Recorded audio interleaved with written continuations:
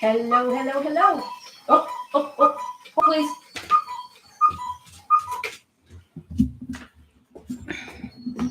I totally forgot my microphone. Sorry about that. You would think I would remember after all these times. Hope you're well. I am well. Can you please let me know that you can see and hear me?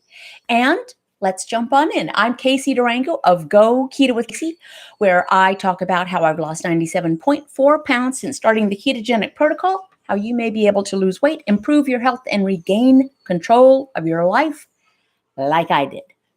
So today's topic is it ever too late or too early to start keto? You can probably guess what my answer is. In my estimation, no. For those of you who do not know what the ketogenic protocol is, it is one whereby you reduce your carbohydrate intake to a point where your liver stops pumping out vast quantities of glucose, which is sugar. And when that happens, when the glucose tap is cut off, our bodies turn to burning ketones or fat for fuel.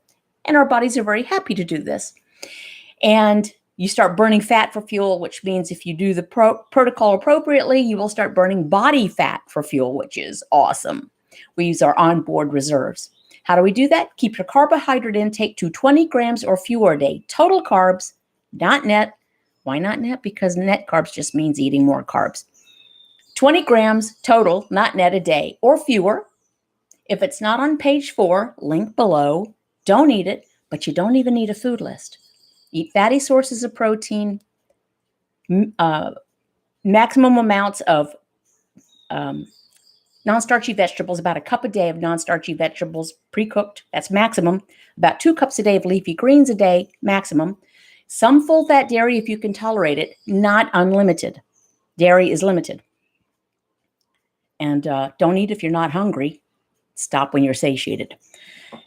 Honestly, the last 2 parts are the most challenging for most people and were and continue to be for me.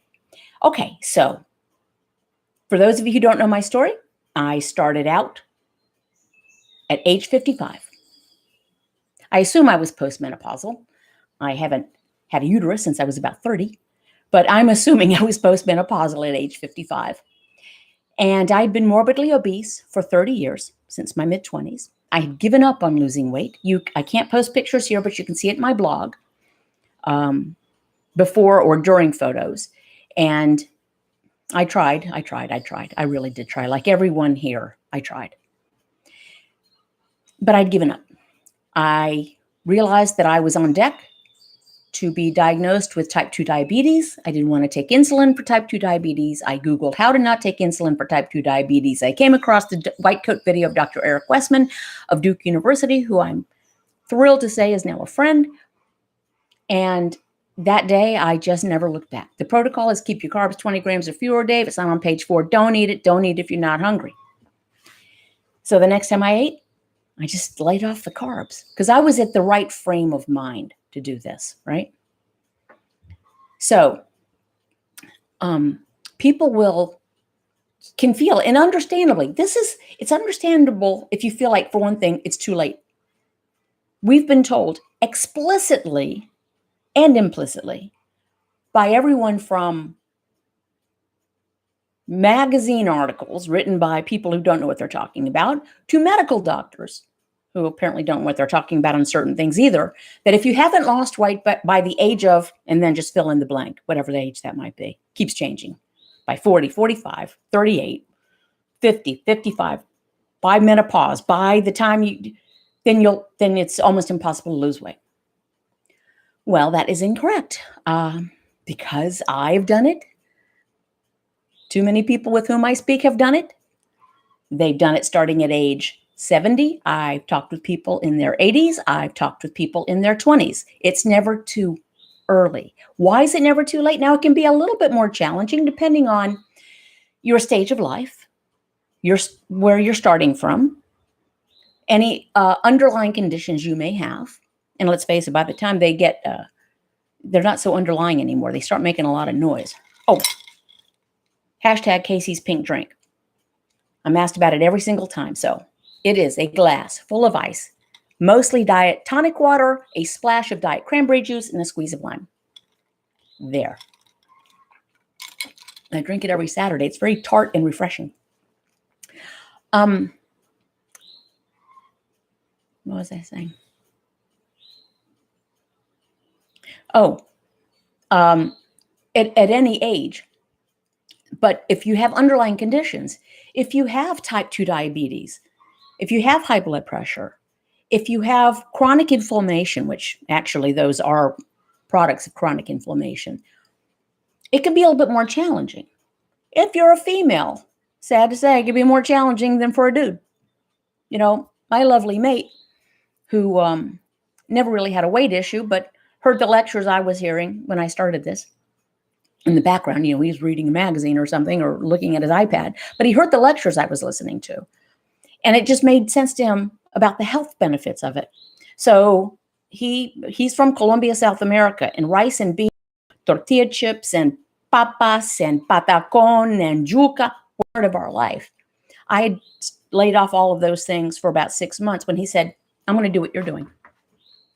And he got to his ideal weight from 8:30 p.m. one night to 7:30 a.m. the next morning, and he's never looked back. We've both been doing this for over 7 years. So, excuse me, I'm going to keep glancing to the chat because it's possible somebody from Colombia, South America, who's currently in Colombia, South America, may say hey. So if you, hey, honey. He says, hi, darling. Hi, he's in Colombia. So on a visit, hey, sweetie. And say hello, hola, Jessie, y Amparo, y Jenny. Okay, so, my heart flutter. It can be done. Men tend it's just the way it is. You know, if you're a little bit older, it may take a little bit longer. If you have a lot of weight to lose, you and you're sticking to it, you may find that you lose a lot of weight, you know, because you have more to lose. If you have less to lose, you may find that it is more gradual, not slow. I was a gradual, normal loser. I had a lot of weight to lose. I'm 5'1". The first year, and I did this strictly, I never faltered. I had a slight sliver of wedding cake when our older son got married because we were all sitting around the table together. That was okay. It was not a big deal. That's the only time I knowingly, you know, ate something that wasn't on page 4. 47 pounds I lost the first year. So that is on average less than a pound a week. You hear, don't go by what the magazine, fronts of the magazine say. It is unusual and maybe apocryphal. The stories about people who dropped a lot of weight in 6 months. It can happen, but those are the exceptions. That's why they're on the front of the magazine. And then the next 2 years, it took 2 years to lose the next 50 pounds. I was thrilled. I didn't care. I'd been trying to lose 10 pounds for 20 years. Just let me lose 10 pounds this year. And I would put on 3. So I started at age 55. And I can see as I'm glancing down, someone wrote that they're 73. My favorite story is about Marie. Marie and her son came to Go Keto with Casey Roadshow in Portland a couple of years ago. Marie laid off sugars and starches and stuff, and it was great. Marie, how do you feel? Fantastic. And her son, Walter, was traditionally trained, I think, the Cordon Bleu as a pastry chef. He gave that all up. He lost 50 pounds. He does something different now. Marie, that's great. Hey, I feel fantastic. You gave up starches and sugars 3 years ago. Yes. How old are you, Marie? 93. She changed her life at age 90. Now, on the other end of that, I do hear from people who say, well, I'm struggling because I have kids in my house and they, you know, the pantry's full. They want their stuff and I need to feed them their so-and-so that's no good for me. No judgment. But I actually say to those people, you know, nobody, including children, need potato chips or cookies or Twizzlers. Nobody needs all that sugar. 50 years ago, kids didn't eat like that. I mean, it was a rare treat. right? Or 60 years, maybe not 50. A couple of generations ago. Heck, 3 or 4 generations ago, it was a real treat to get an orange at Christmas. There was not a vending machine everywhere, including probably the restrooms at grammar schools. Nobody needs that food, so it's never too early. I am not a person who lives in regret. I feel strongly that no matter what stupid mistakes I made and what things, life threw at me and what, heartache or medical, anything that I experienced got me to where I am today on this day, talking to you, and I'm pretty happy. But one thing I will say, if I knew then what I know now, not only would we would have been a ketogenic family. We have 3 children. They're all grown and they're great and everything's good.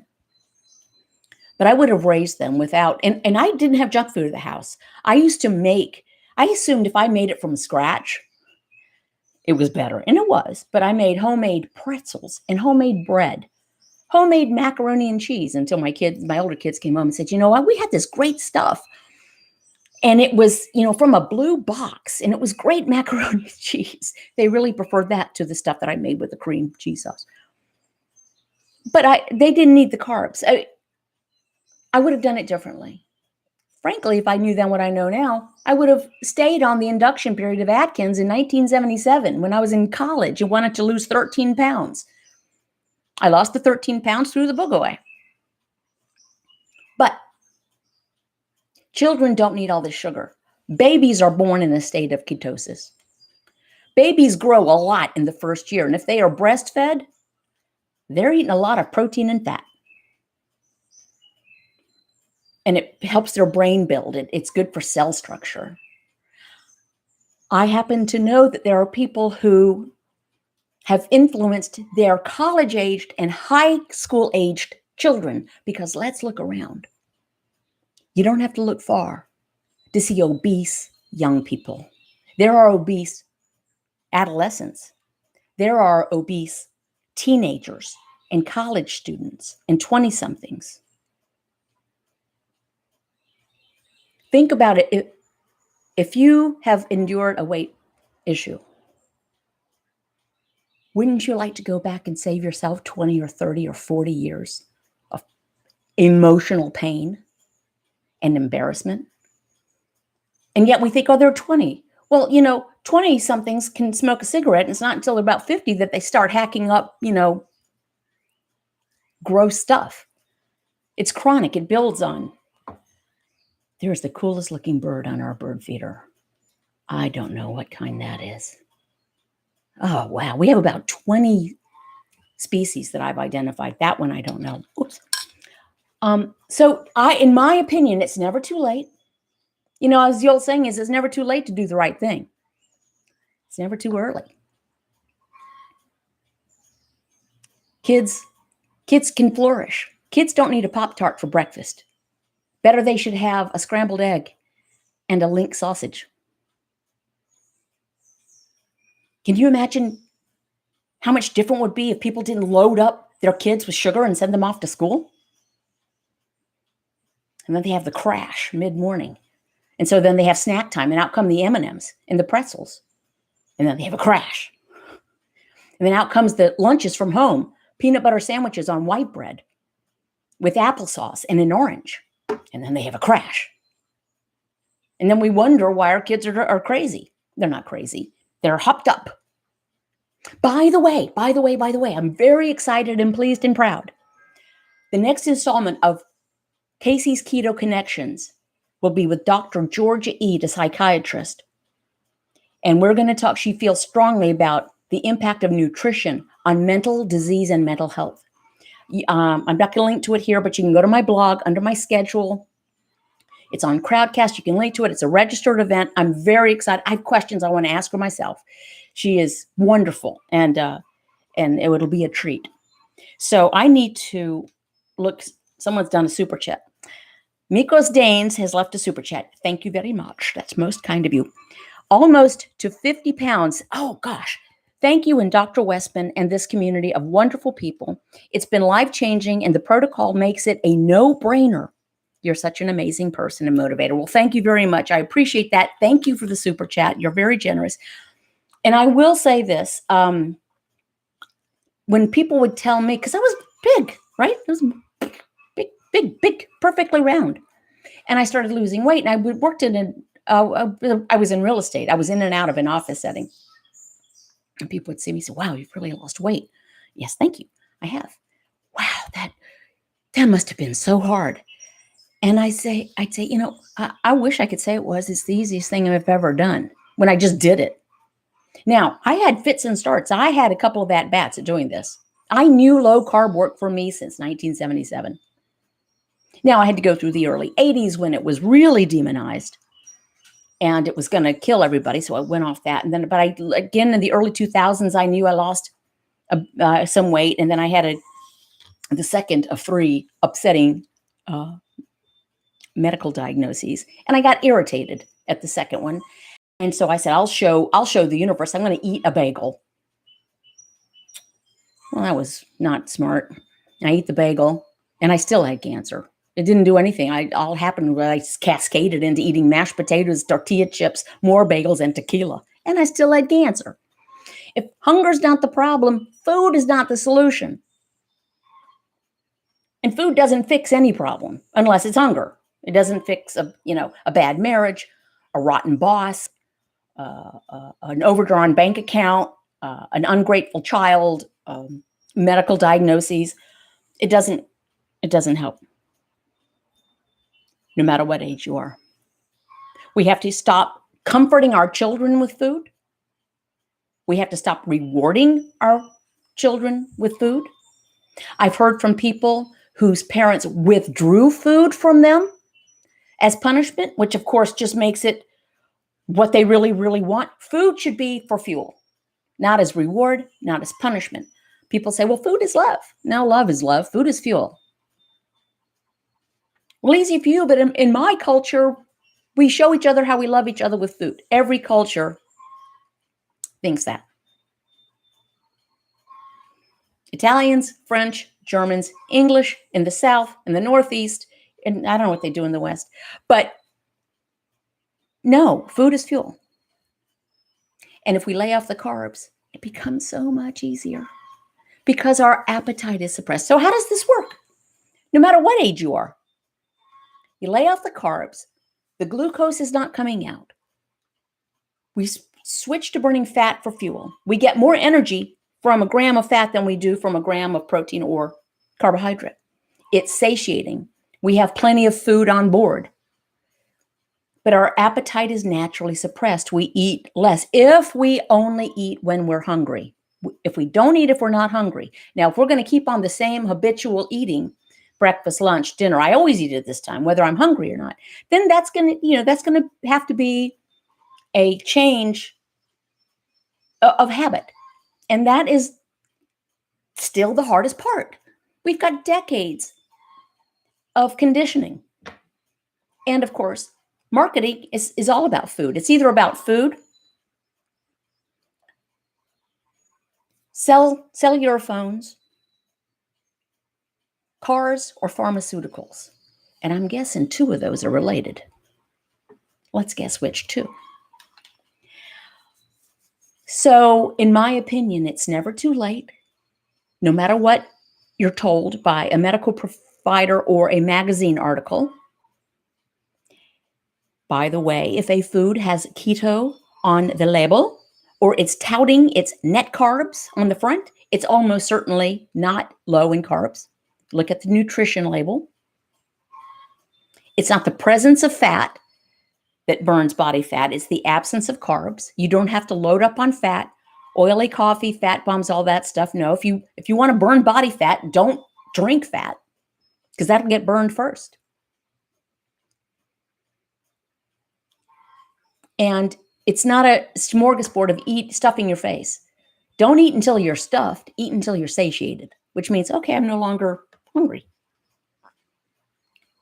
And if we really think about it, do we really want our kids eating Jolly Ranchers at 10 a.m.?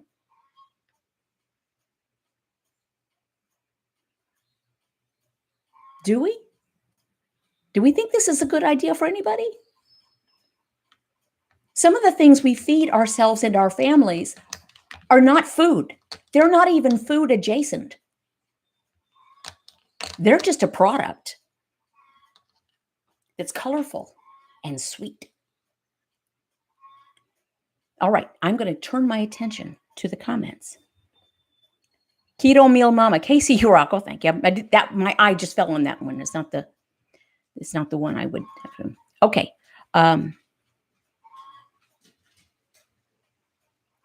Okay. Someone's Karubu, lots of great keto recipes to cook and bake from scratch. If you eat keto treats, they will slow your weight loss.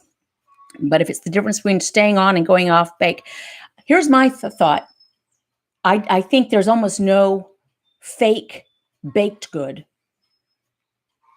that is not going to be a problem for most people. Faked baked versions of the food that got us fat in the first place, because it's not just about the taste. It's about the experience of eating a muffin or a cookie or a pancake. In my case, mashed potatoes. I don't eat mashed potatoes. I can prepare mashed cauliflower. There's something about that experience that I have got to be on top of it. But I would recommend, don't blame keto for what the net carbs did. Don't blame keto for what the almond flour did. Don't blame keto for what the fake desserts did. Think about it. We need to step away from the food. We eat too much. We eat too much. Let me say it again. We eat too much. That's why we're all listening to this. By the way, those of you who come around every week just to give me a thumbs down, holla back. I don't feel like I've done my job until I've gotten someone giving me a thumbs down. I think it's funny. I put the word keto in every one of my live videos. So it shouldn't be a surprise to anyone that I'm talking about keto. And I've repeated the same message 5,000 times. Okay.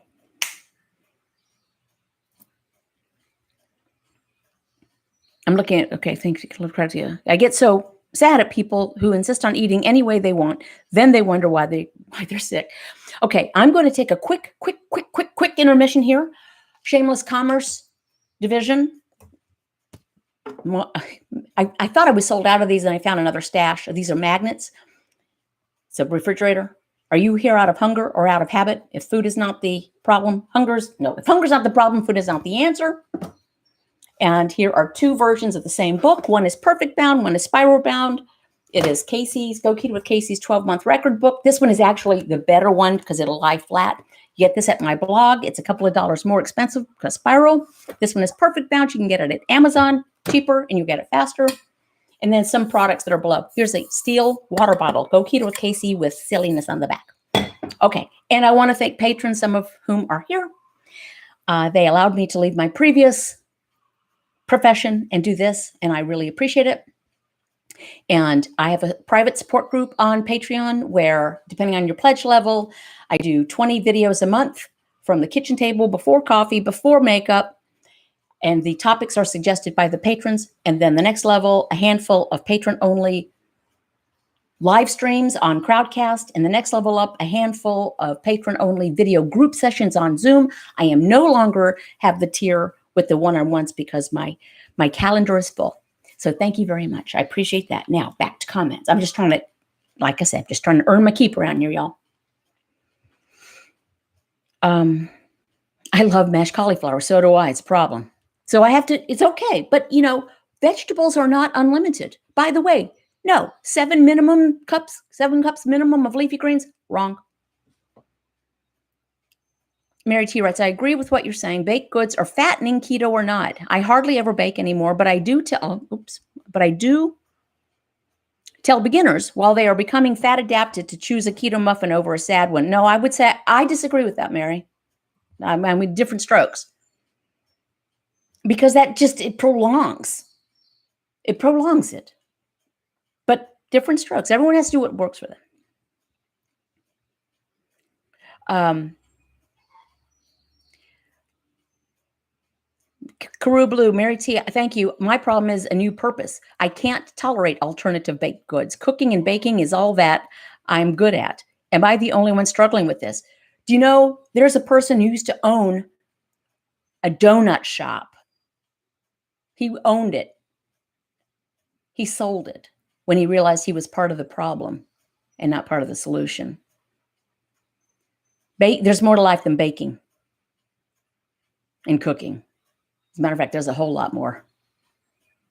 It's just getting new habits, new hobbies.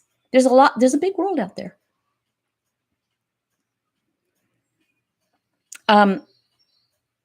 Alrighty. Yvonne Gilman, going out is difficult for me. Everything in coffee shops are full of carbs. I just have coffee and watch everybody else eat.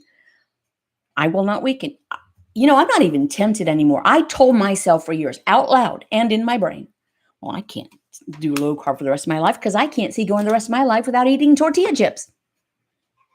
Imagine saying that.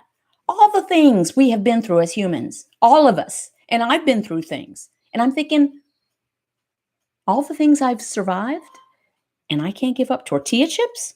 That was ridiculous. That was an excuse in my brain. Now I could care less. I could be up to my neck in tortilla chips. No interest. And if you're hungry, don't go to a coffee shop. Have a boiled egg. We eat too much food. I'm going to say it one more time. We eat too much.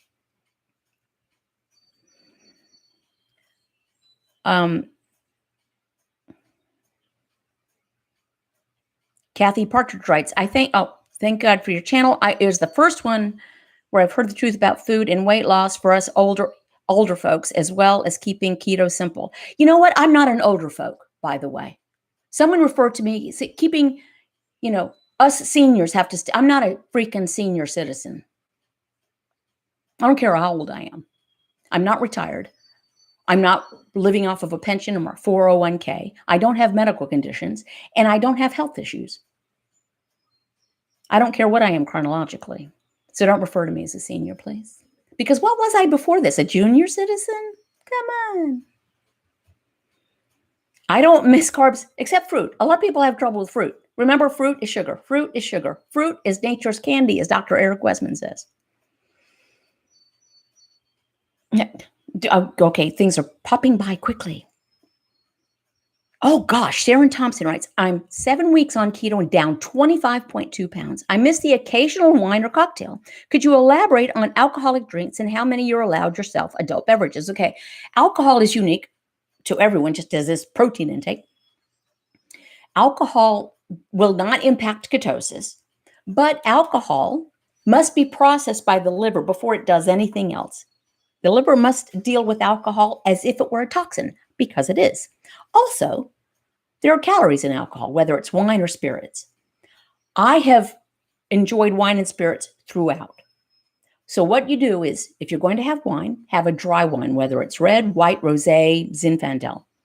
If you're drinking spirits, which, means, what spirits are, vodka, gin, rum, bourbon, whatever.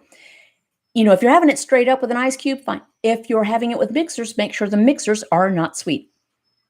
They have 0 carb.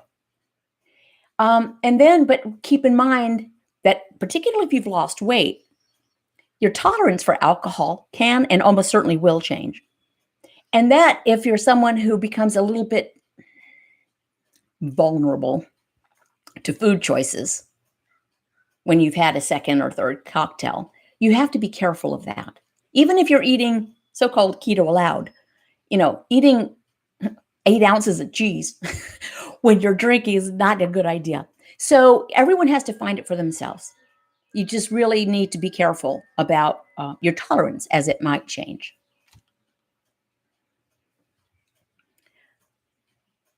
Okay, something about Heather said something. I did not see it. B. Gray writes, I didn't eat carbs at first, but had to listen to Casey and Westman and do much better on the total numbers. Every time I have keto cocktail, I gain a pound or 2. What is a keto cocktail, though? Because, it's just a cocktail. But maybe you're doing something. Little Crafty Nook says, so sorry, Heather. Food should never be used as a reward. Easy to say, I know. Our society has gotten so messed up that way. Tian Allen writes, I agree with you, babe. I have 30s plus now following my walks and workouts. I am on my way to the weight and health I need. It's not about age. Oh, maybe it used to be about age, middle age spread and type 2 diabetes, known as a disease of middle age. Now there's 7-year-olds being diagnosed with it. There's too much food. We eat too much. I'm going to say it again. We eat too much. You can be in ketosis, absolutely staying to page 4, and in ketosis, burning fat for fuel, and you can put on weight. Why? Because if you eat 6,000 calories of ribeye and ranch dressing, you're probably going to put on weight. And if you've eaten 6,000 calories worth of ribeye and ranch dressing, you're probably not stopping when satiated. We graze. And some people graze, some people do well on that. Little tiny, like tapas sized things. Some people are better. I'm going to have this, here's my plate of fuel. And I'm not thinking about it for the rest of the day. We have to find out what works for us. And there are many paths that lead to the same destination. Cindy C. writes, working from home during pandemic helped me break the daily Starbucks habit, saved a ton of money to boot. Started keto at age 59. Hiya. I'm going to start to wind down now, and I really appreciate it. Don't forget Dr. Georgia Eid and me on Casey's Keto Connections on Tuesday. You can see that at my blog. And then the week after that, I believe, is the Durham Support Group meeting online with Dr. Eric Westman and me. Someone was asked if those are going to start being in person again, and I don't think a decision has been made about that. So thank you very much. Keep your carbs 20 grams or fewer a day. Total, not net. If it's not on page 4, link below. Don't eat it. Don't eat if you're not hungry. Stop when you're satiated. Do what works for you. And if something's not working for you, tweak. All right. Thanks. Bye, honey, if you're still listening. Thanks for dropping in. Adios, mi amor.